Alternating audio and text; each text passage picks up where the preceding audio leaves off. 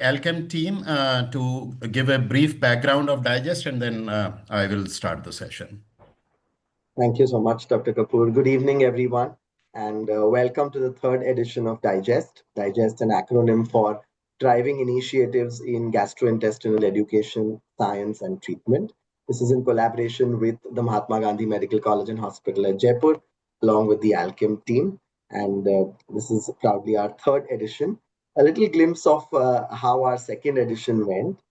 And our second edition had 2,440 participants, registrations with close to 1,900 successful logins, and more than 1,000 people stayed active throughout this session, which was on benign biliary obstruction, the first part on common bile duct stones with an esteemed faculty. And again, of course, moderated by Dr. Kapoor and Dr. Saraswat. So the names don't need much of an introduction, but I will take the honor of introducing both of them on this platform today. It's Dr. V.K. Kapoor, who's our moderator and chairperson, is the professor and head of surgical gastroenterology at the Mahatma Gandhi Medical College and Hospital in Jaipur. He's been the former professor and head at the Department of Surgical Gastroenterology at SGPGIMS Lucknow, formerly a visiting professor to King's College Hospital, London, UK, and the International Medical University at Kuala Lumpur in Malaysia. He's also been a consultant surgeon at the Zayed Military Hospital in Abu Dhabi. He's one of India's most respected authorities in hepatopancreatobiliary and gastrointestinal surgery, with decades of contribution to clinical practice, surgical innovation, and postgraduate training. He's guided numerous MCH students, contributed extensively to national surgical education, and participated in various national guideline and consensus initiatives. He has also authored several peer-reviewed publications and book chapters in surgical gastroenterology. He's known for his leadership in academic medicine and active involvement in developing structured surgical training programs across India. Welcome once again, Dr. Kapoor. Joining him is Dr. Vivek Anand Saraswat, who is a professor and head at the Department of Hepatology, Pancreatobiliary Sciences and Liver Transplantation at the Mahatma Gandhi Medical College and Hospital in Jaipur. He's an MD and DM in gastroenterology, fellow of American College of Gastroenterology, and the fellow of the Indian National Association for the Study of Liver, and an FSGEI. He's a former professor and head at the Department of Gastroenterology at SGPGIMS Lucknow, an eminent hepatologist with rich experience in managing liver diseases, pancreatobiliary disorders, and liver transplantation. It's widely published more than 250 publications, 30 book chapters, 25 consensus statements and guidelines, and frequently invited as a speaker and faculty at national and international gastroenterology conferences. He has been instrumental in establishing advanced hepatology and transplant programs in academic institutions, and is known for his evidence-based and patient-centric approach to hepatobiliary disease management.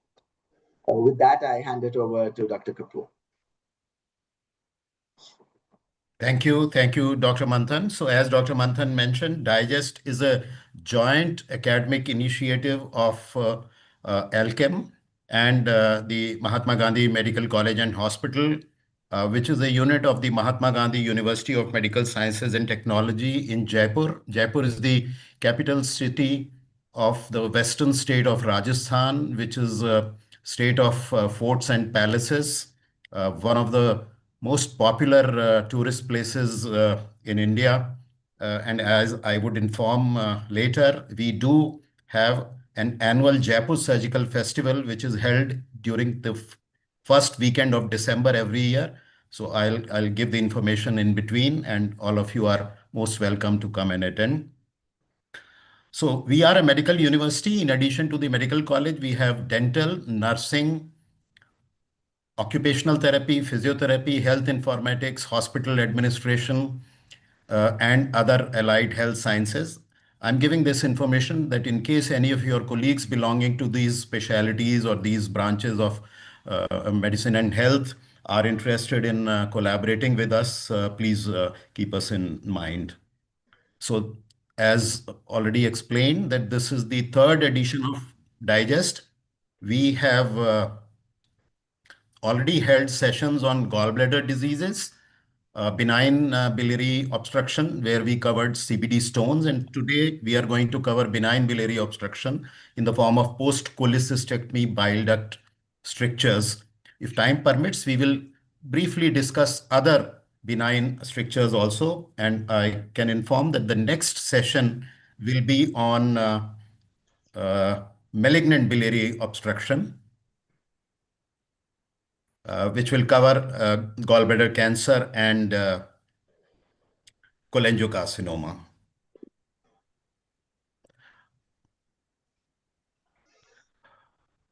I would like to give some information to the students, especially in the audience, that every Saturday, 9 to 10 a.m. India time morning, we conduct an online educational activity called Jaipur Surgical Tutorial.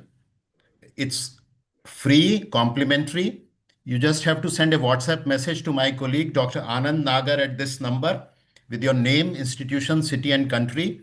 We will add you to the group, and then you will receive information about our sessions. So tomorrow again there is a session morning, and from time to time we conduct master classes. We've already conducted 20 master classes of 2 hours into 2 days each, single theme. And as I mentioned, we do the Jaipur Surgical Festival also. So videos of previous Jaipur surgical tutorials, more than 200 videos, 20 JST master classes on various topics, and the five previous Jaipur surgical festivals, which are a 3 day academic activity, are available at this link. Gastro University is our technical partner, and they record and upload all the videos. So those who are interested, especially students, can watch the Jaipur surgical tutorial classes. These are classes where most of the time students present a case which is then discussed by the faculty as if in a mock or rehearsal exam. This is a book which I would request if your department or institution can subscribe to, which covers the topic that we are going to discuss today. But then, as we all know, that prevention is the best strategy. So rather than having the trouble of treating a bile duct injury or biliary stricture, it is very important to make your cholecystectomy safe. And this is another book which gives some tips and tricks to make the cholecystectomy safe.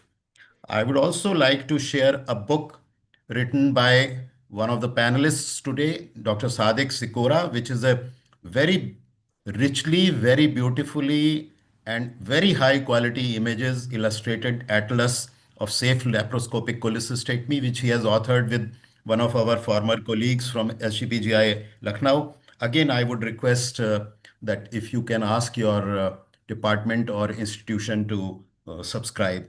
So with that, we come to the topic, and I have the pleasure to introduce Dr. Sadiq Sikora, who's my former colleague from All India Institute of Medical Sciences in New Delhi, where both of us did our surgical training.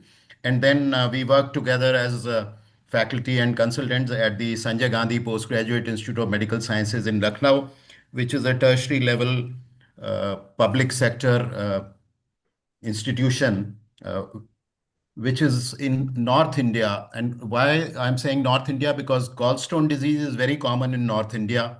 A large number of laparoscopic cholecystectomies and earlier open cholecystectomies are done at the primary and secondary level healthcare. And a large number of these injuries were referred to us because we had the infrastructure and the expertise of therapeutic endoscopy, where Dr. Saraswat was the head and Dr. Sandeep got his training. We had interventional radiology, and we ourselves had the biliary surgery expertise. So at Lucknow, when Dr. Sikora was with me, we probably have the world's largest single institution experience of managing acute bile duct injuries and biliary strictures. Today, we are not going to discuss acute bile duct injury, which usually manifests as bile leak, the treatment of which is to drain the bile from the peritoneal cavity, which is usually done by interventional radiology by placing percutaneous catheter drains under ultrasound, CT, or MR guidance. And then, if the biliary ductal continuity is there, endoscopic stenting of the bile duct to divert the bile away from the injured area and to decrease and then stop the bile leak. This leads to an external biliary fistula, which may or may not close over a period of time, depending on the type of injury. And then ultimately, all patients who have a complete transaction and about half to 60% of patients who have a partial injury to the common duct develop a biliary stricture, and that is what we are going to discuss today. So, Dr. Sadiq currently is the director of GI and general surgery at Sakra World Hospitals in Bengaluru. And as I mentioned, he had his surgical training at AIMS in New Delhi and then worked with me at SGPGI in Lucknow. He did a fellowship training in surgical oncology from the University of Pittsburgh. He's a fellow of the Royal College and American College of Surgeons. He's been the president of the Indian Association of Surgical Gastroenterology and secretary of the Indian chapter of IHBBA. He is uh, very well published and very well cited. His area of interest and area of contribution has been safe cholecystectomy and bile duct injury and pancreatic diseases. And as I mentioned, he has authored this very richly illustrated atlas. In addition, he also conducts a very new kind of online activity which he calls Guts and Glory, where he interviews leading physicians and surgeons who are working in gastroenterology and related specialties. I suggest everyone to go to Facebook or YouTube and watch this. I'm sure if you put Guts and Glory and his name in the Google, it will take you there. And these are podcasts which are worth watching, which discuss not only the professional career of a gastroenterologist or surgeon, but also the personal stories which could be inspiring to young people. And he is also conducting training in non-technical skills for surgeons with Royal College of Surgeons. And last, but certainly not the least, he is a very good friend now for more than 40 years. So with that, Dr. Vivek, you would like to make some comment at this stage, or shall we start? No, thank you, Dr. Kapoor. I think I'd like to hear what Dr. Sadiq has to tell us about the subject, and then we'll briefly discuss Dr. Sandeep's presentation and subsequent issues. I'm sure there will be plenty of interesting discussion a bit later on. Thank you. Okay. Okay. Over to you, Sadiq.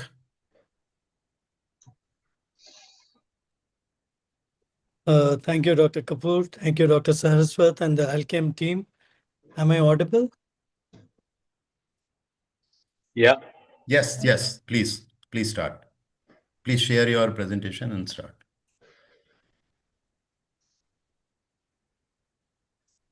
So, yeah, it's Yes, we can see. always a pleasure and privilege to participate with what happened.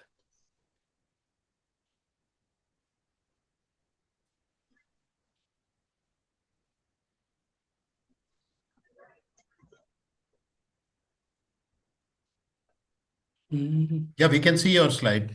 First slide. I have lost it. Oh, okay. Maybe stop sharing and share again.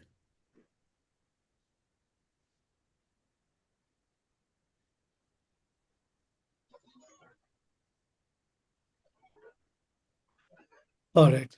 Yes. Yeah, so it's always a pleasure to participate in these academic activities with Dr. Kapoor. And I think this is a very interesting and topic close to my heart. So let me start with this. As Dr. Kapoor introduced, that we are going to be speaking and discussing the post-cholecystectomy benign bile duct stricture, and I would be addressing the surgical treatment part of this. I'll straight away get to the ACT, and this acronym is what would help you organize your management of bile duct strictures. So the ACT is an acronym for anatomy, condition of the patient, and timing. And these are three critical aspects which are in reckoning when we are dealing with a benign post-cholecystectomy bile duct stricture. So when we say anatomy, basically the anatomy is critical because it provides the roadmap of the biliary anatomy and the injury which has happened. It helps us document the type of stricture. It is also useful in planning surgical strategy to ensure drainage of all systems. And there are certain other strategies which we adopt in difficult strictures, which I'll be alluding to. And for all this information and strategy making, you need a good biliary anatomy roadmap, which we get through a cholangiography. So the cholangiography is the key for determining biliary anatomy. And there are numerous methods by which we can get a roadmap of the biliary anatomy. And let's see what each one contributes. We used to do a lot of ERCP in the beginning to document and determine the level of injury and the type of injury, but it no longer is being used as a diagnostic tool, but is more relevant to be used in a therapeutic mode, and I'm sure Sandeep will address that. As Dr. Kapoor mentioned, often we get patients with biliary injury with external biliary fistula. And if it's a long-standing fistula, you could use this fistulous tract to do a cholangiogram through this, which is a fistulogram, and it gives us a good idea, a simple method of assessing the anatomy and the level of injury. We used to do PTC earlier, percutaneous transhepatic cholangiography, to outline the biliary system, but this is now indicated in specific situations, and I'll talk about this. So as you would realize, amongst all this, MRCP is now become the workhorse of determining the biliary anatomy if we want to deal and treat surgically or by any other means the benign biliary post-cholecystectomy strictures. Now you see this was a fistulogram which we did, and it delineated a biliary system over here and a faint outline of another system. So it appears that it is a kind of type 3 stricture. But when we did the MRCP, you realize that there is a lot more information which is not evident by doing just a mere fistulogram. So this was the part which was being outlined, whereas this part was being missed completely. So MRCP would be the main cholangiographic method to determine the biliary anatomy when you are dealing with benign biliary stricture. And as we mentioned, we need to know what is the type of stricture, and this is relevant in what we are going to offer to this patient, how easy or difficult the correction of this. And the Bismuth classification has stood the test of time. We all, probably all the people in audience would know the Bismuth classification, which is determined by the length of the stump which is available below the confluence. So if the stump length is more than 2 centimeter, it is type 1, less than 2 is type 2. If there is no stump, it is type 3. And if the two systems, right and left, are separated, it's type 4. And if the aberrant duct is injured in isolation or with the main duct, then it is type 5. And this is bearing on the technique that we adopt, the ease of reconstruction, and the outcomes are related to the type of stricture.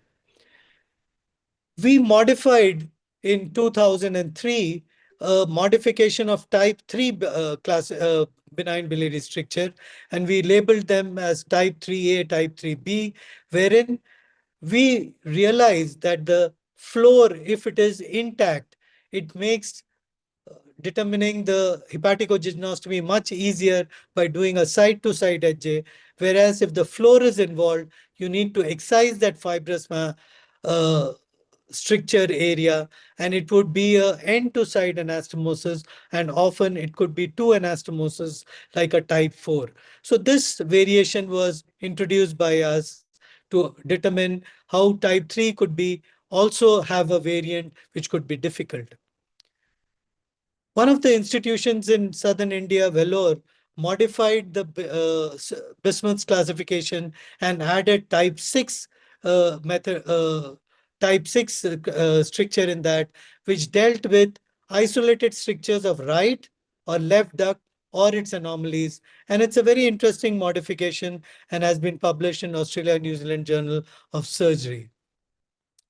Now, if you look at this cholangiograms, MR cholangiograms, we would like to label them as per the Bismuth's classification and classify these as good or favorable anatomy, bad anatomy, or ugly anatomy.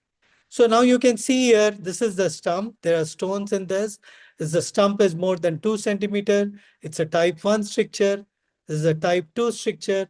And here the confluence is uh, intact and patent, but there is no stump, so it is a type 3. The important thing in this and the strategy I will allude a little later. This is type 4 when the right system and the left systems are separated. This is type 4 or type 5 because if this is a low inserting right posterior duct, then this would be a type 5 or an aberrant duct. And you can see there, this is an isolated stricture of the right posterior section, which leads to a variant of the type 5 biliary stricture. But there's worse kind of biliary consequences of biliary injury. And you can see that there is a significant separation of the right duct from the main ductal system, and they are undilated because of the external biliary fistula. So these are difficult to manage. This cholangiogram I showed you, where again there are multiple ducts which are separated, and these are again difficult to identify and manage in a bilioma. There is a HA stricture and there is a atrophy hypertrophy. And I label these as ugly anatomy, wherein a lot of strategizing and pre-planning is to be required to take care of these strictures. Once you have the anatomy available to you, the next uh, emphasis is on the patient status. And when you look at the patient may be jaundiced. Sometimes these patients have external biliary fistula and or cholangitis in either of these situations. So these patients need to be managed because of jaundice. They have other associated anomalies, coagulopathies. They may have cholangitis. They may have renal dysfunction. And these associated problems need to be managed in these patients with biliary stricture and jaundice. One other thing which is important is the injury presentation interval, because this is very critical in identifying the type of patient which you get in terms of how much impact it has had on the liver. And the longer the duration between the injury and presentation, we have realized that these patients develop portal hypertension, secondary biliary cirrhosis, and these need to be kept in mind. If previous repairs have been done in this patient, it is sometimes a serious uh, poor prognostic factor, especially when it is done by a primary surgeon who is not experienced. And I'll come to that in a moment, that who has done this repair. Apart from this fact, you need to address the other associated medical problems in this patient. If the patient has sepsis, you have to control them by antibiotics or drainage if there are intra-abdominal collections.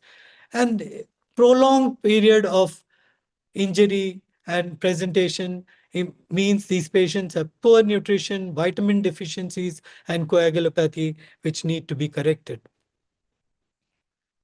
The third component of this is timing. And I think it is one of the very critical aspects of managing benign biliary strictures. Timing is the key.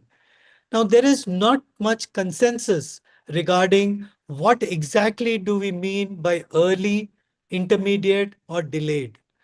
But for all practical purposes, when it is repair on the table, it's called immediate, or early repair within 72 hours is what most people agree upon. And we are not going to address these two factors. The early acute injuries we are not going to address in today's discussion. If the repair has been done between 72 hours and 45 days or 6 weeks, or some people put this as 7 days to 6 weeks, it is an intermediate period in which the repair has been done. and repair done beyond 6 weeks is considered a delayed repair. And we'll understand the relevance of this as we go through this talk. So way back in 2007, the Dutch group addressed this issue and published their series wherein they looked at more than 100 patients, repaired less than 6 weeks and more than 6 weeks. And it was clear that the restricture rate was much uh, worse in the early repair group, which was 33% stricture rate, as opposed to just 5% in delayed repair. And even in restrictures repaired more than 6 weeks, as we realized that prior surgical repairs have poor prognosis, the stricture rate was 12.5%. So this is the first time this point was addressed, and we realized that delayed repair is the best in these patients. This is a French Surgical Association survey of 640 cases from about more than 40 centers. And they looked at the early, intermediate, and delayed repair in their patients. And they found that intermediate repair, which we are interested in, or early repair, which was done beyond 7 days, was in about 39 or 40% of patients. Majority of repairs were suture repair, 45% were hepaticogynostomies. And when these repairs were followed up, a second procedure was required in more than 40% of patients, indicating a poor outcome of these repairs. Late repairs did well, with only 6% requiring secondary or surgery for a stricture. And what is important to remember is, of the immediate repairs, only 40% were performed at HPB centers, and early repairs, only 52% were performed in HPB centers. And in these, the success rate was 90%. Now, this is a systematic review and meta-analysis of early versus delayed surgical repair in bile duct injury. And early repair was associated with increased rates of failure, postoperative complications, and stricture formation. Patients with early referral fared better. So the moral of the story of this was early referral is good, delayed repair is good. Another meta-analysis showed the same thing of about 20 studies. Early repair had low morbidity compared to intermediate repair. Delayed repair had low morbidity compared to intermediate repair. And delayed repair had a lower stricture rate versus intermediate repair. So the bottom line again was, if you reconstruct or repair between 2 and 6 weeks after bile duct injury, it has high morbidity and poor outcomes. There is a flip side to this, and there are some reports now where timing of surgical repair does not influence success. And this is from Lawrence and Way, in which they showed that if the biliary surgeon operates, irrespective of when the repair has been done, the success rate is 90%. But if a general surgeon or non-experienced HPB surgeon operates, the failure is quite high and the success is very low in this. And what in multivariate and bivariate analysis, it was found that control of infection, complete anatomical evaluation, a good surgical technique by an experienced surgeon is the key to outcome, and not necessarily when it is repaired. And same things have been done or reported by this European Africa HPB Association, wherein they said that timing does not matter, and it is the individualized treatment based on the type of injury and the other conditions which determines the outcome. So as far as timing is concerned, you can say that the caveats are, there should be no sepsis or collection. You should have a complete assessment of injury. The injury should be stabilized. That means it should have progressed as much as it is, especially with vascular injury. And if these caveats are fulfilled, the best time to repair is beyond 6 weeks, between 6 to 8 weeks. 1 to 6 weeks or 2 to 6 weeks, do not repair. And if you have an external biliary fistula, 8 to 12 weeks, or if there is a biliovascular injury, more than 12 weeks is recommended, because the longer it takes, the injury stabilizes. But the key, despite the timing, is repair by a HPB surgeon. I mentioned about preoperative biliary intervention.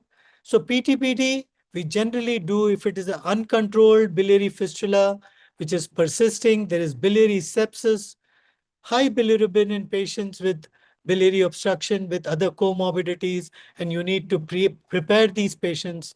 And the timing is not optimal for repair. For example, patient comes with recurrent cholangitis, has a stricture, it is early within 6 weeks, and your anatomy is not very favorable, then you better drain these patients so that you get enough time to prepare, the sepsis to be controlled, and then you can repair these patients.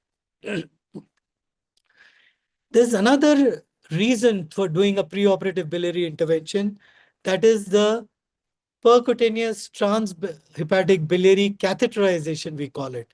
And this is primarily done in situations where the stricture is complex and you need a percutaneous transhepatic cholangiography to identify the exact anatomy if there is a confusion on MRCP. And secondly, to place a catheter which would be useful during surgery for identification of difficult ducts which are sort of enmeshed in the fibrotic tissue in a complex stricture. And these can be subsequently used for a long-term stenting and dilatation. And I'll tell you about that strategy. So complex stricture, type 5 stricture, anatomy is not very clear on cholangiography, and ducts which are undilated, which you think in your assessment would need long-term stenting. Then we do a percutaneous transhepatic biliary catheterization 24 hours prior to surgery, and then undertake the surgery. The operative strategy, you have to have a good incision, which is exposes the whole area. We often use a modified Marcucci incision or a Mercedes-Benz incision. A good adhesive lysis is required. So you start from periphery and cone in into the area of interest. The subhepatic dissection is easy because there are no dense adhesions in that area unless there is bile leak. We like to mobilize the liver completely and expose the hilum so that it can be rotated and comes up for your intervention. You lower the hilar plate and expose the left duct because that duct is rarely injured in the post-cholecystectomy bile duct injury. And then you make a roux loop which comes nicely without any tension up in the suprahepatic compartment and do a wide stoma with anastomosis extending into the left duct with two healthy, well-vascularized tissue in a tension-free manner. So as I said, if this is a good stricture, type 1 to 3 dilated ducts like this, then you can open up the duct nicely, do a good hepaticojejunostomy, and these will have excellent long-term outcomes. If you have a bad stricture, Bismuth type 4B or 5, as I showed you, or external biliary fistula, timing when to do is critical, as I explained, and it is better to delay the repair of these strictures so that the stricture matures, and you may need to do a percutaneous transhepatic biliary catheterization and later on stenting, and these ones need expertise to manage these strictures. And of course, the ugly strictures, as we highlighted, complex hilar injury, atrophy, hypertrophy, portal hypertension, herein the decision making is critical. Again, you may need to do a catheterization preoperatively, and sometimes you may need to do a hepatectomy in these patients. So let's address the specific situations: external biliary fistula, complex strictures, and atrophy hypertrophy complex. So if you have an external biliary fistula, and I'm not talking of the early leaks, this is an ongoing leak over a period of time, then you need to make sure that the sepsis is controlled. So there are no collections and there is no evidence of clinical or subclinical sepsis. If there are any collections, you drain those collections and make sure that you have a well-established external biliary fistula. In our long experience, we have realized that these fistulae may close. Majority of them close, depends on the type of injury. If it's a partial injury, almost two-thirds will close over a period of time, usually around 6 weeks, but even longer time. If it's a complete injury, only one-third will close. And as we discussed and what Dr. Kapoor was telling in the introduction, these are the patients in which you need to wait as long as is possible so as to have the best circumstances to repair.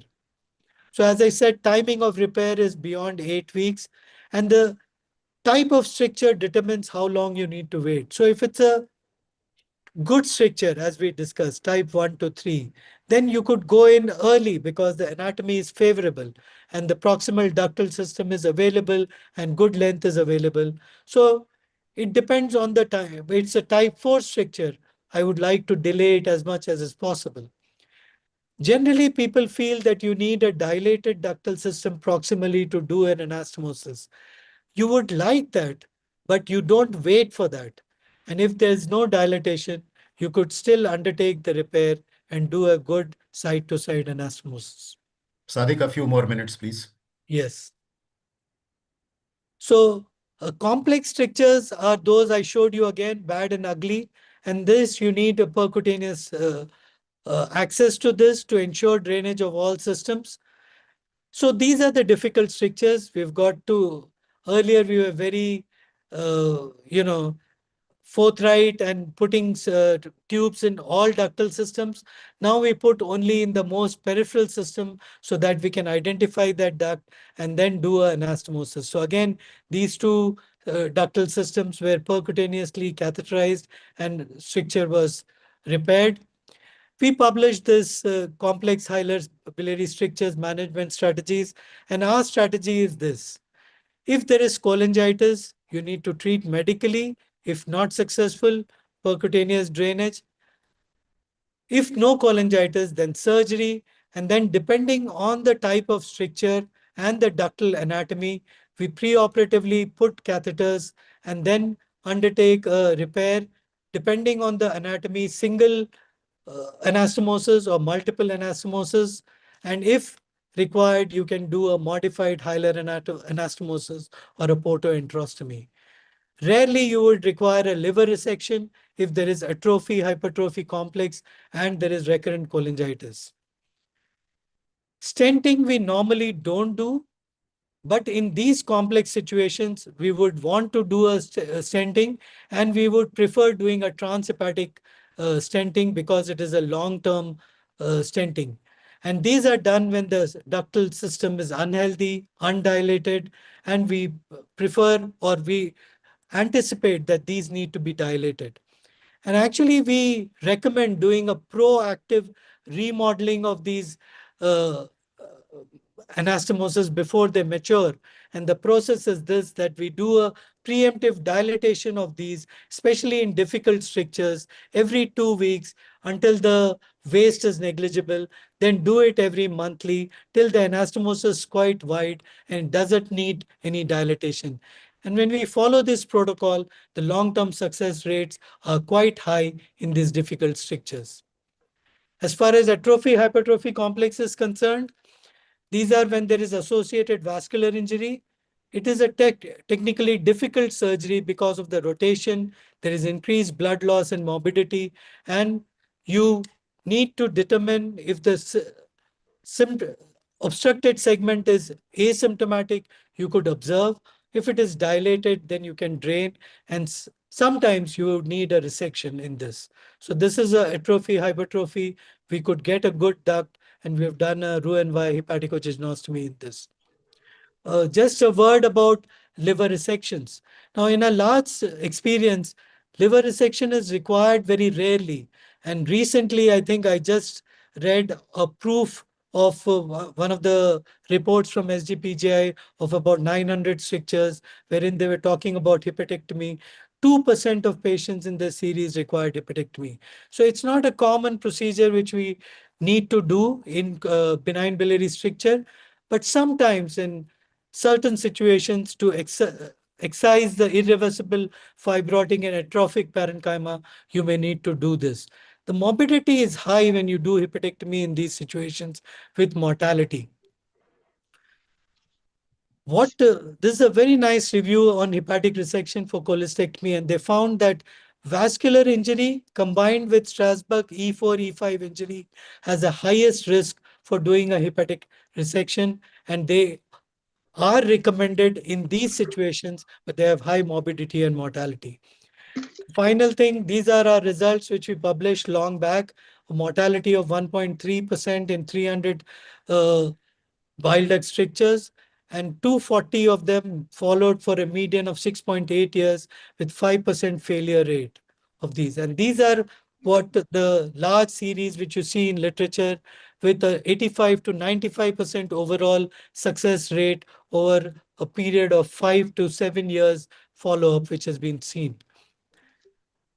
So finally, for benign biliary stricture, the mantra is first repair at an opportune time by an experienced surgeon will yield good long-term outcomes. And this is the key to a good success. Complete clinical assessment, appropriate workup, cholangiography is the keystone for which therapy is planned.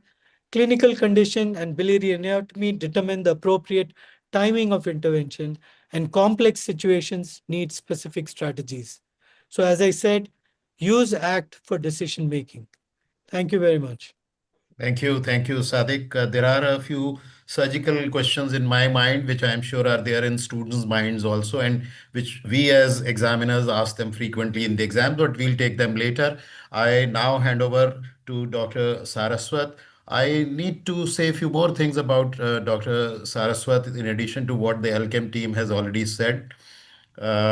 He is one of the leading figures in hepatology in India. I don't think you can talk of hepatology in India without mentioning his name.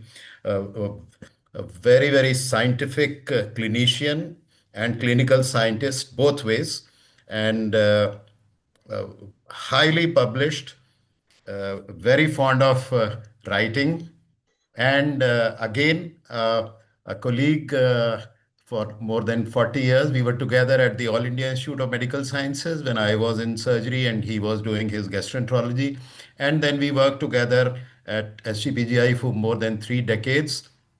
And then we've been working together in Jaipur for last 5 years. So over to Dr. Saraswat, who's going to introduce Sandeep and then Sandeep's presentation. Uh, Thank you very much, Professor Kapoor. And as this is an over generous introduction, and I'm thankful to you. As the audience would have noted by now, this edition of Digest has a very strong SGPGI flavor from all the speakers and the moderators. And as Sadiq has already told you, there is vast experience both on the surgical and the endoscopic front from our institution. Now, it's a great pleasure for me to welcome Dr. Sandeep Lakhtakia. Sandeep Lakhtakia is a name that does not really need introduction. Can we have the introduction slide, please? He is one of the very well-known and distinguished alumni from the Department of Gastroenterology at SGPGI in Lucknow, and currently one of the leading lights at probably the largest, best center in gastroenterology in our country, that is the Asian Institute of Gastroenterology, where he is Director of Endoscopy and EUS in Hyderabad. If I remember right, Sandeep joined us sometime in the mid-90s, 95, 96, and spent 3 years, during which he was very much a part of the biliary management and picked up, I assume he picked up his interest in biliary topics and in EUS at Lucknow. As I said, he's the Director of Endoscopy in EUS and is a recognized expert in advanced GI endoscopy and EUS. Almost everyone who has attended any endoscopy sessions and workshops in India, and that probably covers almost every gastroenterologist in India, would be familiar not only with his name, but with his demonstrations and his talks. He's visiting professor at Johns Hopkins, Baltimore, at the Kasturba Medical College, Manipal. He's been secretary and president of the Society of GI Endoscopy of India, a governing council member of the Indian Society of Gastroenterology, and a vice chair, International Committee of the American Society of GI Endoscopy, as well as a treasurer and steering committee member of the Asian EUS group. Recipient of the ASGE Crystal Award for International Services, a very notable distinction conferred on him, and as well as awarded as a Master of ISG and SGEI, and also a fellow of leading international societies, including ASG, American College of Gastroenterology, and the Japanese GE Society. With these few words, I think, Sandeep, I'll request you to please take over and take us through the endoscopic management of benign biliary strictures after cholecystectomy. Sandeep? Thank you very much, sir, for the kind introduction. Can you hear me? Yes, we can. And Please can go you ahead. see my slide? Yes, we do. Okay. At the outset, I would like to thank both you and Dr. Kapoor for having me on this show. And we had a very nice talk. I learned a lot from Dr. Sadiq, who has been my senior at Sanjay Gandhi PGI. I'll be speaking on benign biliary stricture, the endoscopic therapy, and we are limiting ourselves to post-cholecystectomy biliary stricture. So in this talk, I would be covering the etiology, the classification, the management options endoscopically, the outcomes of those options, and some novel treatment which are available through endoscopy. So among the etiology of benign biliary stricture, taking it as a whole, post-operative complications come as the foremost. Other causes for benign biliary stricture include chronic pancreatitis, primary sclerosing cholangitis, post-traumatic injury to the biliary tree, infectious causes, and sometimes idiopathic where no cause has been found.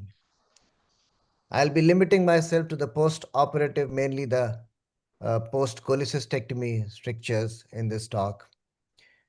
In the post-operative complications, this also includes also the post-liver transplant. In the pathophysiology is that in post-operative, there's trauma to the biliary system, the bile leaks, and infection may happen. This leads to a lot of inflammation around the biliary tree and causes fibrosis and scarring of the bile duct, causing stricture formation. Also, at the time of surgery, there can be thermal or dissection injury, which can also damage the local blood supply and cause ischemia. In the post-transplant scenario, it can be anastomotic stricture or it can be non-anastomotic stricture, which is mainly the ischemic type. The anastomotic strictures mainly behave like the post-operative, post-cholecystectomy type biliary strictures. And the non-anastomotic type, the main reasons include hepatic artery thrombosis, graft rejection, and ischemia perfusion re-injury. Now, limiting ourselves to the post-operative, that is post-cholecystectomy, the frequency varies in open and lap chole. They are very less in expert hand, as we rightly heard. In open cholecystectomy is much, much lesser, 5 times lesser than the lap chole. And then anyway, it's 0.1 in open cholecystectomy, and lap chole is about a maximum up to 0.6 reported in literature. And most of these strictures are located near the liver hilum. Why is bile duct stricture important? This because it leads to abnormal liver function, especially if you have raised alkaline phosphatase post-operatively. You start suspecting something is going wrong in the bile duct. It can be a stone which has slipped down. And if those things are not there, then you start suspecting some kind of a bile injury. And if this remains untreated, it can lead to biliary obstruction causing obstructive jaundice or cholangitis. And for a prolonged period, if it remains like that, it can lead to secondary biliary cirrhosis. We saw this slide earlier, but this is the main classification which is followed not only by the surgeons, but even by endoscopists to look where the stricture is located. And if I can move forward and show this in a cartoon format, the type 1 is, I'll just repeat for the sake of repetition so that people can understand that this is the most crucial thing in the entire management of postoperative biliary strictures. In type 1, the stricture is 2 centimeters away from the hilum, the confluence. In type 2, it is less than 2 centimeters. In type 3, the roof is patent. Both sides are communicating, but there is no stump available. In type 4, the right and the left are disconnected with each other. There is stricture on either side. And type 5 is more than that. There is stricture going deeper down, or there are aberrant ducts, which also get obstructed or blocked. This is same in a written format, but I think the cartoon cell says it better. Now let me show some of the examples of this on imaging. This is a type 1 stricture where you see that the stricture length is quite significant. If this is 2 centimeters, a very favorable anatomy for endoscopic management, especially if the stricture length is short. If this stricture length is far away, but the length is long, then the response to therapy may not be as good as those who have very short length stricture, as you can see in the right panel. Type 2 strictures is when the stump is shorter than 2 centimeters, like in these two left and the right ERCP images. Type 3, where the confluence is patent, but the and the right left are communicating with each other, but there's hardly any stump available. That means it is at the confluence. And type 4, these are the ERCP images of the stricture in the right and the left both, or in the left is patent, but the right is strictured. You can see a clip sitting right there. And type 5, as we heard, this is better picked up by MRCP. ERCP does not show any stricture. Patient has abnormal liver function test post-operatively. This is the cystic duct stump. But if you do an MRCP, you'll see a duct which is grossly dilated upstream, and this is a right posterior had an aberrant connection which was ligated at the time of surgery. So coming to the endoscopic management, these are few crucial things which is required before we consider a patient for endoscopic therapy. That means by ERCP. What is the site of stricture, as we mentioned earlier? Is it really benign? Because sometimes it can be a gallbladder cancer which was missed at the time of surgery, or the pathology was not done or not foolproof enough. If we do an endoscopic therapy, will the stent cross towards the liver hilum, cross the stricture and reach the hilum? Does the patient need unilateral or bilateral stenting? Which liver ducts need to be addressed? Should we consider endoscopic or percutaneous or a combined approach or involve the surgeons? All these things make a difference in overall management. So currently, apart from percutaneous, endoscopy and surgery are the two major methods. Endoscopy is generally limited for strictures which are type 1 and type 2, sometimes type 3 also, but the more complex the stricture, surgical results are probably better. So endoscopy therapy is first considered for type 1 and type 2, where you place a transpapillary stent by an expert, and this is usually effective and safe. One can consider, after initial drainage of the obstructed biliary system, to consider placing multiple plastic stents side by side to open up the strictures, which can be done first by dilating with a balloon. The more recent advances have suggested that you can use a fully covered metal stent inside the bile duct, and these stents are kept indwelling for about 6 months to 1 year and then removed endoscopically. And this helps in remodeling the stricture. So which method to use, multiple plastic stents or fully covered stent, is still being debated in the endoscopy circles. These CBD strictures open up and the duct remodels around these indwelling stents, making the patient stent free from medium to long term. I'm quoting one of the very important paper in the endoscopy circles. This has come from Guido Costamagna from Italy. Endotherapy of post-cholecystectomy strictures with multiple plastic stents, long-term results in a large cohort of patients. Guido has been working in this field for several decades now. He had other publications earlier with gratifying results, and this time he went further ahead. And I'll quote the main results of this paper. In this large series of 154 patients who had post-cholecystectomy strictures, 43% were located at the confluence, that is, were type 3 and 4, which were also considered for endoscopic therapy. Stricture resolution was seen in 97%, which is very, very remarkable. The mean number of stents used was 4.3. Mean number of ERCPs was done as 4.2. So in this study, what he did was every 3 months, the patient used to come back, get those previous stents removed, dilate the stricture again and place more than the stents which were there already. So if the patient had 2 stents, he will try to place 3 or 4. And each incremental at 3 to 4 months exchange for 1 year was done. Then this aggressive approach required at least 4.2 ERCPs per patient, sometimes even more, a few less also. And the treatment period varied for about 1.8 months. 1.5, 18 months. And sometimes they were unscheduled exchange if these plastic stents got bogged or the patient had jaundice or pain, which occurred in about 7.4%.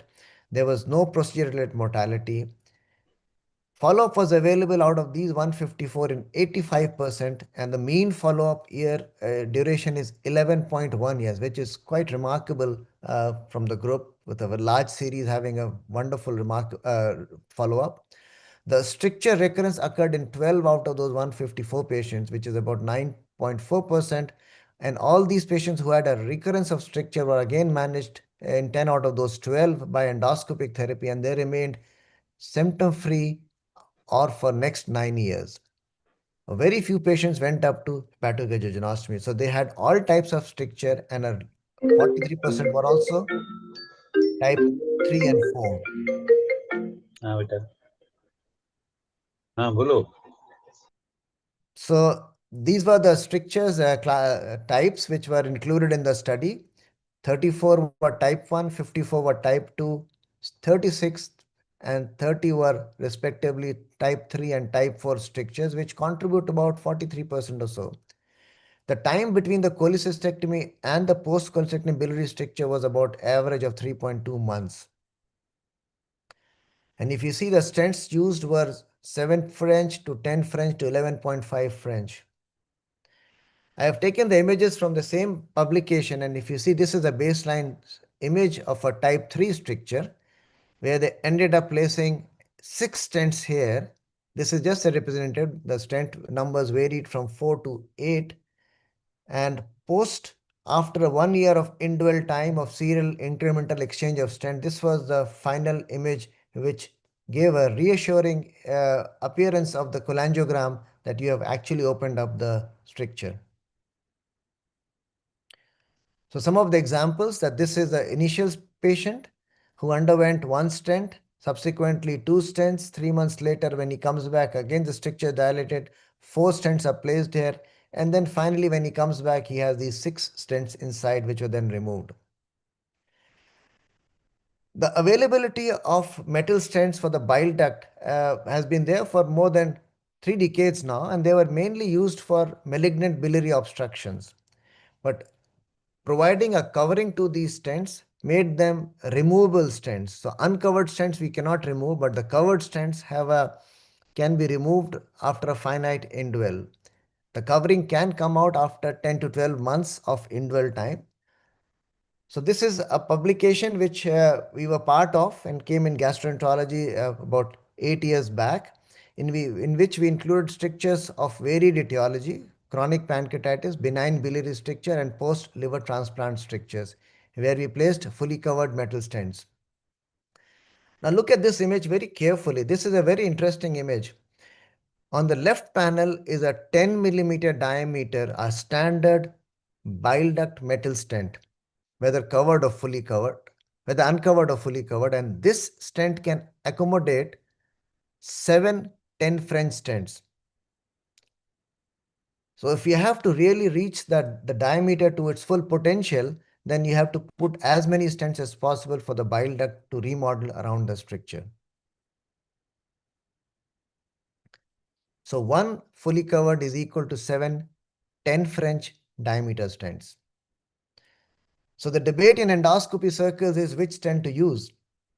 Fully covered stents give the advantage of one-time procedure. It is technically quite easy, although there is a risk of migration in about 1/4 of the patients, but they are costly stents. But if you take net cost of placing multiple plastic stents every 3 months, then probably the overall cost would be equal. So in multiple plastic stents, we start with 1 or 2 side-by-side stents and keep exchanging them 3 to 4 monthly period. This is a technically demanding procedure, because sometimes with friction, the subsequent stents can push the first or the second stent inside the bile duct, which then become difficult to remove. So one has to be technically much more skillful to prevent internally migrated stents at the time of placement. So when do we consider patients for surgery? We heard Dr. Sadiq speak on this aspect. But from a medical perspective, strictures which are not resolving to the conventional endoscopic therapy should be considered for surgery. If the patient has secondary biliary cirrhosis doubt, or if it's still present and compensated, one can still consider, because these will have a much better result compared to the conventional type of cirrhosis, or if the patient has associated complications like duodenal obstructions and portal vein thrombosis. From the same group, we then selected out our patients of post-cholecystectomy biliary stricture and followed them 5 years after the stent removal. We were part of this study, and this came in BMC Gastroenterology in 2019. In this, we had 18 patients, of which 15 had their stent removed at the finite time period at about 11 months. After removal of the stents, the stricture resolved in 72% of the patients. And once we followed these patients for 5 years after the stent removal, majority of the patients who had the stricture removed, resolved, continued to be stent free and stricture free. But if you take overall scenario, that means all those who had stent placement with or without resolution of stricture, about 61% of the patient continued to be stricture free in follow-up. So this is a graph which shows that if your stricture is absent at about 2 years time, then there's a fair chance that next 5 years you will actually be stricture free. This was followed soon by some other publication, and hence a meta-analysis of the randomized control trial of using fully covered metal stents for benign biliary strictures.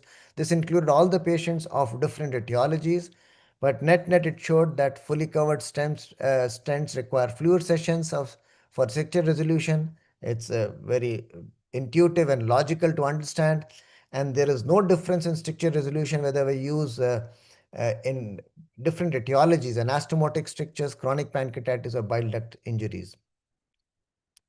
So surgery, I repeat, should be reserved for patients whose strictures are not resolving and who are not compliant for ERCP therapy, because coming every 3 to 4 monthly for a year is not everybody would accept that.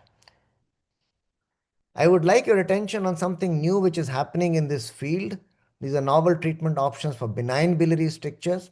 Let me show some cases here. This is a patient who is post-cholecystectomy stricture. This is a type 2. Some stump is patent, but the stricture is fairly long. And in spite of placing multiple plastic stents, the patient continued to have the stricture. So we attempted a fully covered stent. And this is a different type of fully covered stent which has a long lasso, as you can see it here. The stent remains within the duct. It does not peep out of the papilla, and hence the food bolus which passes through the duodenum can sometimes block these stents. That can be avoided. So intraductal stents can be kept inside, and once they expand, they're fully inside the duct, but they have this long lasso which is more than 5 centimeters long hanging out, can actually allow us to remove these stents. Another interesting area is use of biodegradable stents. It's been used in several other situations. This is a patient who had a stricture in the lower end of the bile duct post-cholecystectomy, a type 1 bismuth classification. And if I can show the video here, this is how the stent goes inside. This is a stent loaded over a balloon. The stent is outside over the balloon, and once positioned well seen by the markers, you inflate this balloon with contrast, and you can readjust the position if required.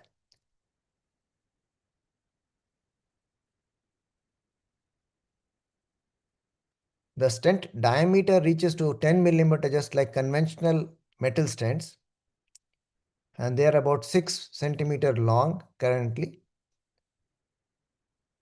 And this stent, after deployment, starts undergoing biodegradation slowly. They have different types of degradations. Some degrade within a month, and some can actually remain inside for at least 3 months. And with this, the stricture, and this is how a stent looks like. You actually don't see any stent except for the radiopaque markers which are at the lower end. So we had a patient who had a complicated cholecystectomy and leading to benign biliary stricture requiring several ERCPs and non-resolution of biliary strictures. Patient was not ready for a surgery, and this is a type 4 stricture where right duct and the left duct both are strictured. So we placed a stent in both the sides. And how do we place that? So this is an ex vivo model to show how these stents are placed. So this is in one duct, you place the stent. This is uncovered stent, but biodegradable. So we're not worried about the contralateral obstruction and removal. Once the stent is placed in one direction, then you go through the lattice of the stent to the contralateral side. As you can see, the wire remains in the first one. The second wire goes through the lattice, and then we dilate on the right side, on the opposite side, and then place a second stent.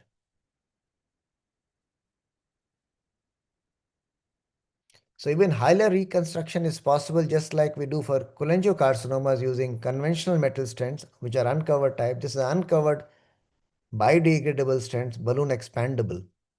And that's why it's called BEBS, balloon expandable biodegradable stents.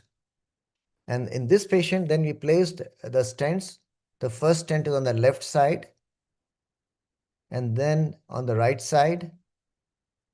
And imagine you can just see the X-ray and look at the markers at the both ends, which would tell us the position.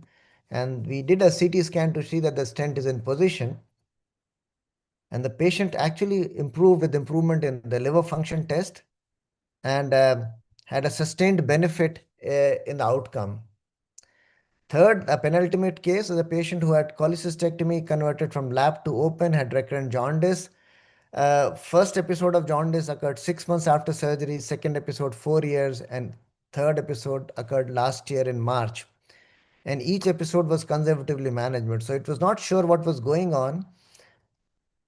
So when the patient came to us, and this was the MRCPUC, it's the type 3 stricture where the roof is patent, but there is a stricture at the common hepatic duct region with abnormal liver function, as you can see it here, 8.5.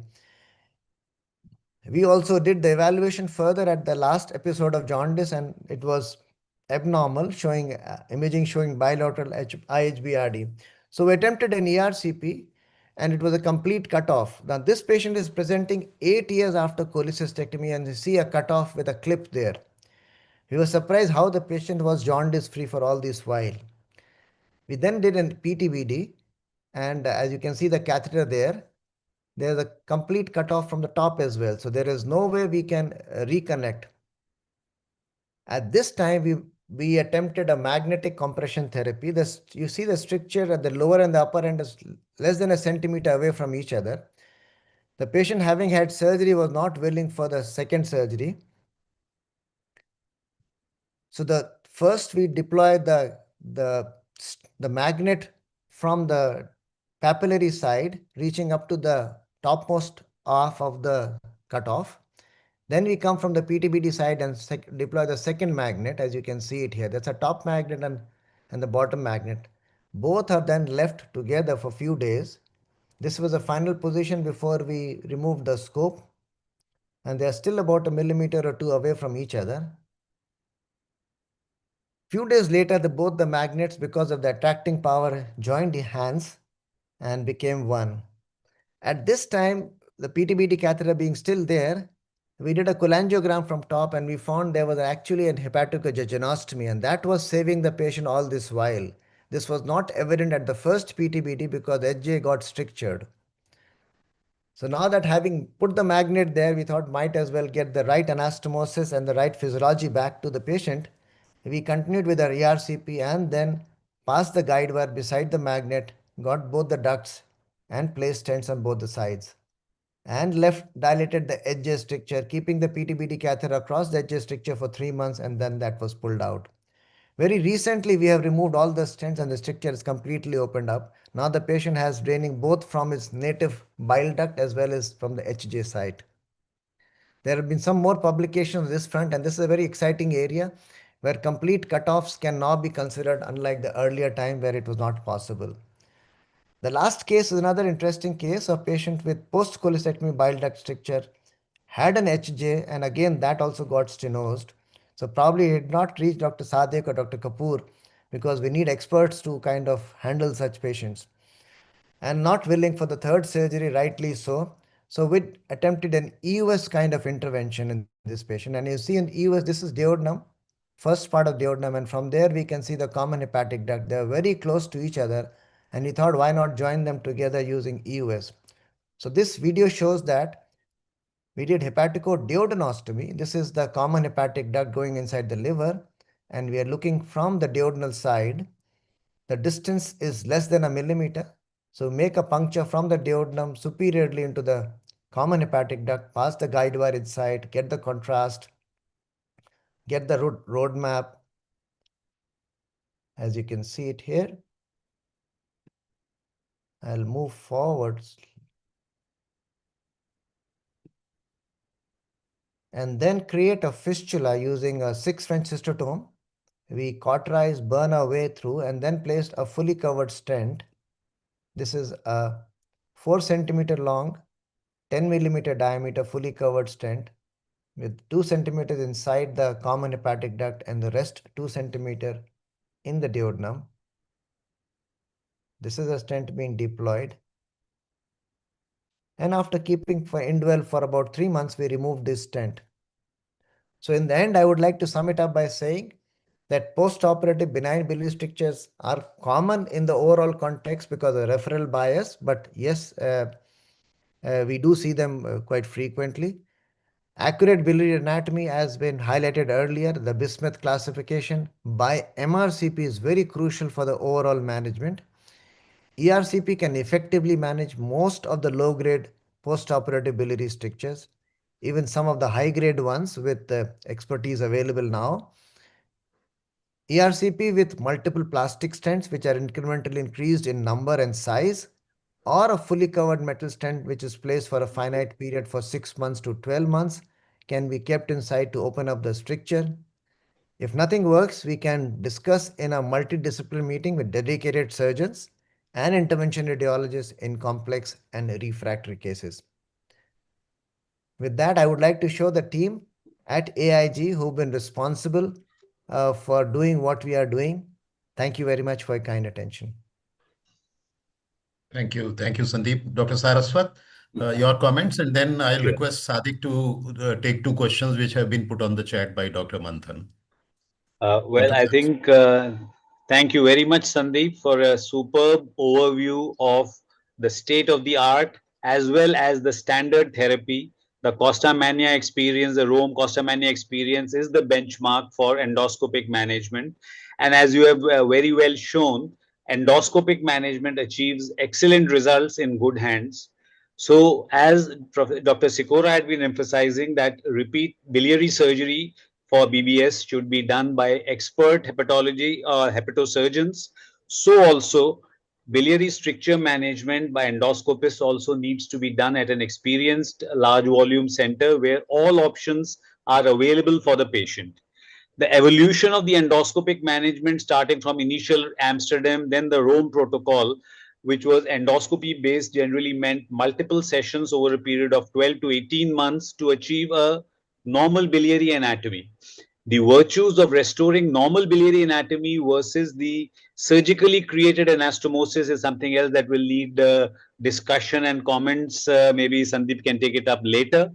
Uh, However, the trend, and I mean, during this period of endoscopic management, as Sandeep would be aware, and as we experienced at Lucknow, we are very much dependent on the patient's compliance with the appointments for, and once they're asymptomatic, many people have neglected stents or they feel treatment is over and they stop coming. So that used to be a bugbear which people have tried to get over. And now the approach has moved to shortening the duration and the number of procedures for the by the endoscopist using the various devices that Sandeep has shown us: covered metal, removable metal stents, the intraductal CAFI stent, biodegradable stents, and now this magnetic compression anastomosis, which while it is exciting, I'm sure there are pitfalls which hopefully we will have time to cover. The role of the interventional radiologist and the rendezvous procedure. See, I mean, Sandeep is the endosonology whiz. So he doesn't need the IR guy. He is his own interventional radiologist and approaches it from both ends. But in most centers where such expert EUS expertise is not available, the role of the interventional radiologist is quite significant. And earlier, well before the magnetic compression anastomosis period, we did have the occasional combined procedures done between surgeon and endoscopist in acute bile duct injuries as well as in total transactional injuries to restore continuity and then maintain it with removable metal stents. But then these are in the realm of case reports. So I think we have now a whole menu of options available for the patient who's unfortunate enough to develop a post-cholecystectomy benign biliary stricture, from standard endoscopic management with multiple plastic stents, covered SEMS. As you mentioned in your talk, distal biliary strictures are most useful, but placing covered metal stents in a post-cholecystectomy situation very close to the hilum, you risk blocking off the other side branches. And then what needs to be done in that situation, whether a plastic on one side or it has to be metal on both sides or some other innovative approach, are issues that I think they are still being tackled. And finally, the long-term results of these innovative approaches, the biodegradable, the intraductal and removable metal stents in various situations, are still awaited, unlike the Costa Mania experience where 12 to 14 years of follow-up is available in a select group of patients and showing that it is essentially a treatment for life. It is effective and can restore normal anatomy.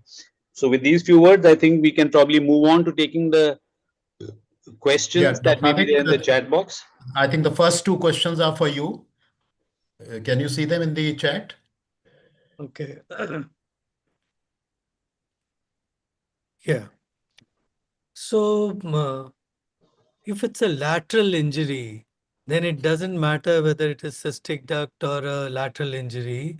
So, you manage it. So this is definitely acute injury, which is manageable by endoscopic method, and you don't need surgery.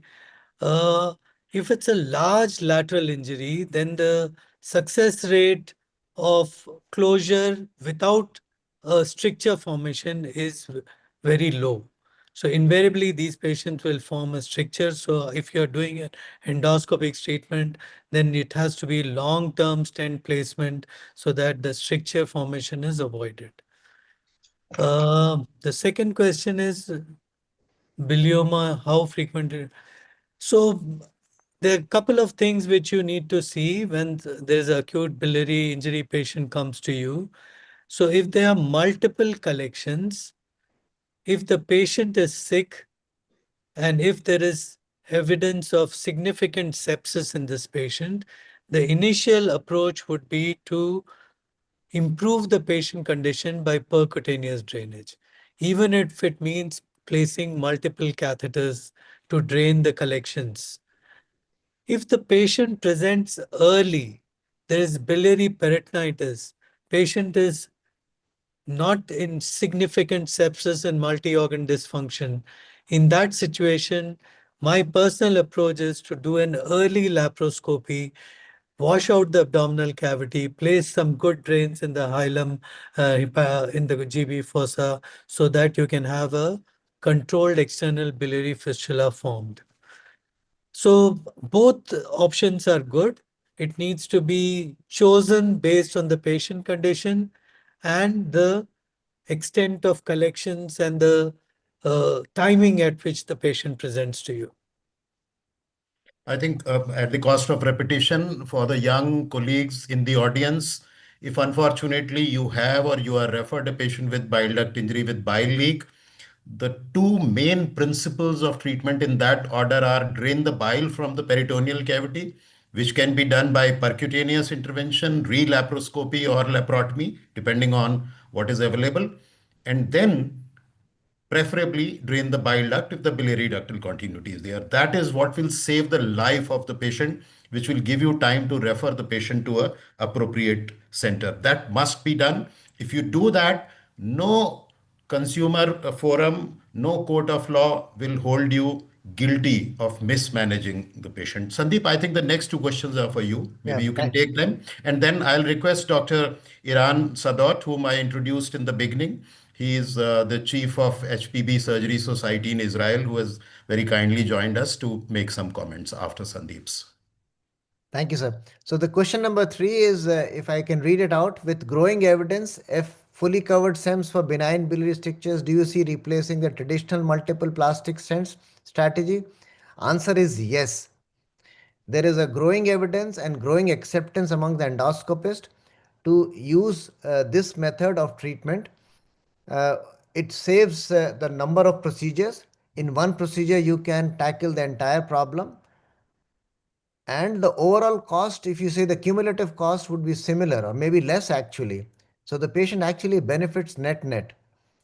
The upfront cost is higher, and if insurance or he has a way of handling the finances upfront, which is a challenge often in India, this should be the first preferred option. But having said that, if the stricture is mild and pliable, you can try once with plastic, 1 or 2 plastic stents upfront, and see how the response. If the stricture opens up, for example, it's only a cystic duct stump leak or there is no bile duct injury, then there is no need for putting a fully covered stent. And Regarding the second question of yes. using adjunctive therapy to prevent the restricture rates after treatment, there is not much happening or conclusively happening in this field. People have tried using antifibrotic agents or stents which are coated with chemical agents to prevent fibrosis like paclitaxel and other things, but nothing has come out so far. I think it's best is to stretch the stricture by balloon and then keep it stretched open by using multiple plastic stents or a fully covered metal stent, provided don't block the contralateral side. I would just add one more comment to Dr. Saraswat. What he said was if the fully covered stents are generally used below the hilum, yes, above the hilum, there are some reports or series from Thailand group. Rang Sang is one of the co-author in them, is a good friend. And he has shown experience in patients who have bilateral strictures to using a fully covered stents bilaterally, side by side. And these stents can then be removed. If the other side is okay, then you can actually use a plastic stent to prevent the collateral blockage. But if the both sides are strictures, you can use 2 fully covered stent and they can be removed after about within 6 months because covering comes back. So that's one very important thing, that putting a metal stent is not a final answer. You must explain the patient we have sometimes burnt our fingers. When the patient feels that he's okay, his stent has been placed, and then they come more than a year later and the covering comes off, and that's a challenge for them, for us to remove those stents. Thank you. Although I must add that after surgical repair, as Dr. Sadiq mentioned, I think there are one or maybe two reports where they leave the PTBD catheter and then do a preventive balloon dilatation of the anastomosis after, I think, about 2 weeks' time. But I don't think many centers are doing that. Sadiq, would you like to add on that? No, I showed you that this is our Yes. protocol actually, So you and are doing it. this is what we recommend, as a matter of fact, as preventive drainage. Before you invite Dr. Sadat, I must say, Sandeep, excellent presentation. But I take this thing to the slide which said that surgical treatment is indicated if endoscopic fails.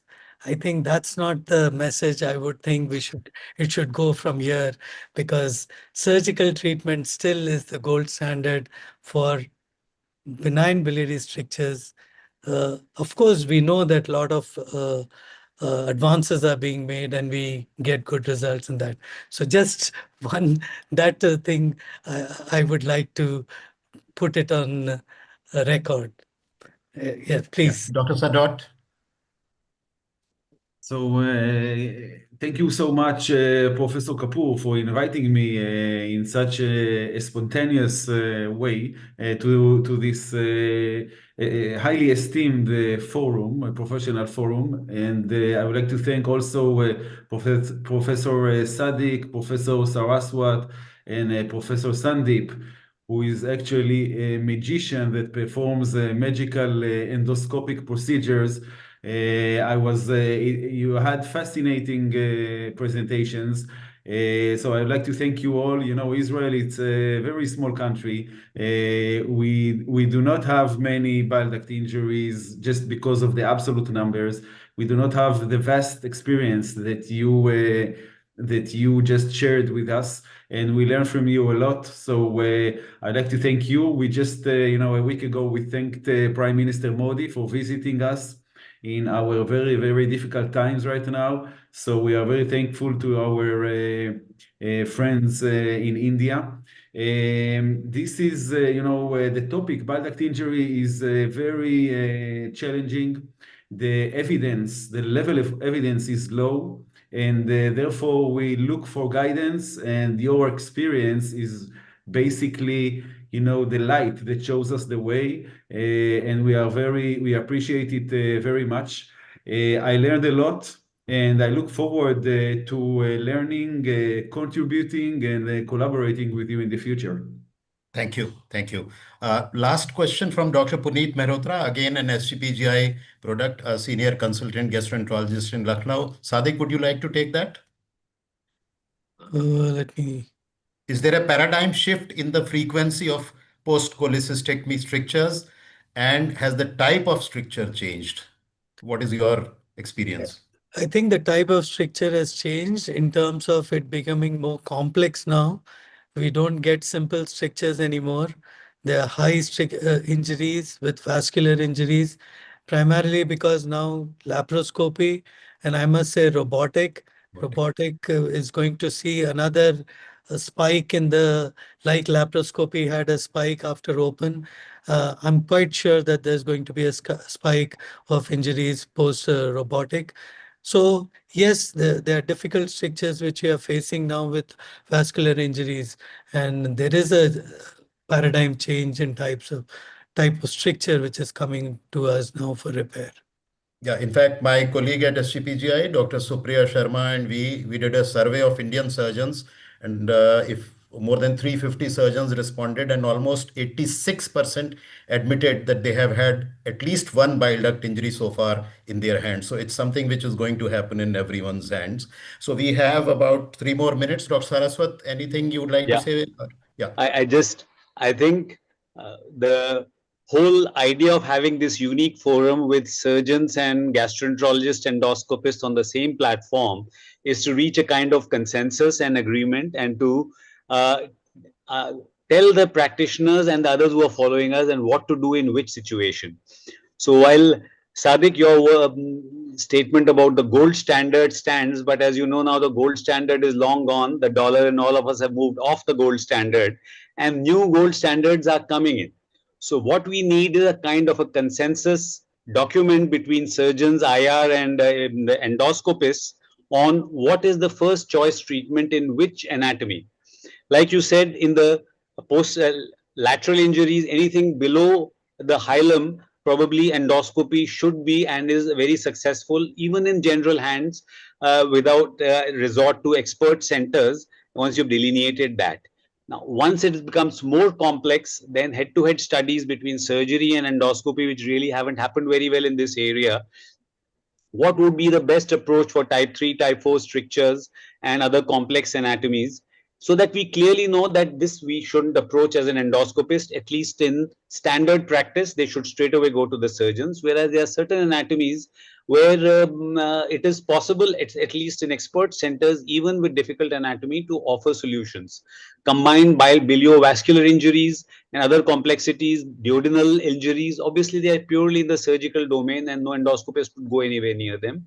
So a kind of a consensus that we can agree upon, ISG, ISG, whichever SGEI, we put together our bodies, and then put out a document which is of value to the general gastroenterologist not working in the highly expert and tertiary centers with a high level of expertise. So hopefully, Vinay, and we'll talk to our ISG, SGI. SGI is sitting right here. I've been also part of the ISG. Whether we need this consensus from within Indian gastroenterology and GI surgery. I think it's high time a guidelines come from the Indian societies, Yeah. combined societies, including intervention radiologists as a part of it. The So we Jaipur have, Surgical Festival could have a consensus yeah, meeting. maybe next year. Great idea. Great idea, This year Sadiq. we have already decided the theme, so we have just Just 1 more minute. So I will take the one more, opportunity. one thing I'll just Yes, say.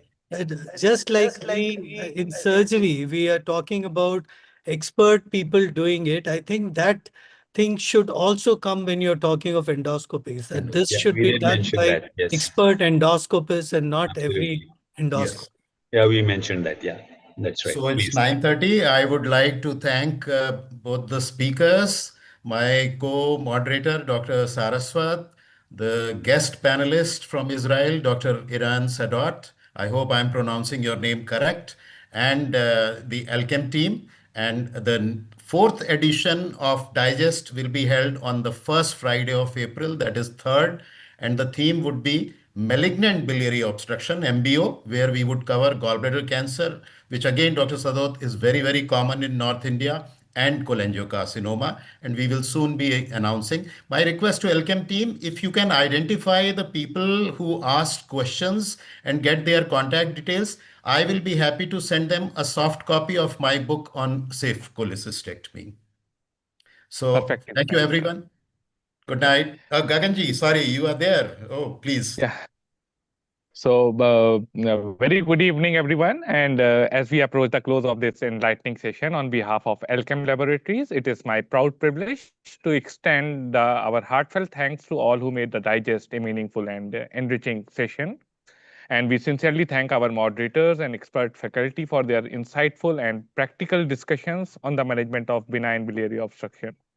And the session highlighted appropriate selection of cases, techniques, and both endoscopic and surgical management of biliary strictures and the importance of appropriate patient selection. We thank all participants for their active engagement and thoughtful questions which added value to the discussions. And we also take this opportunity to thank our academic partner, MGM Medical College and Hospital, Jaipur, for their collaboration and continued support for this educational endeavor.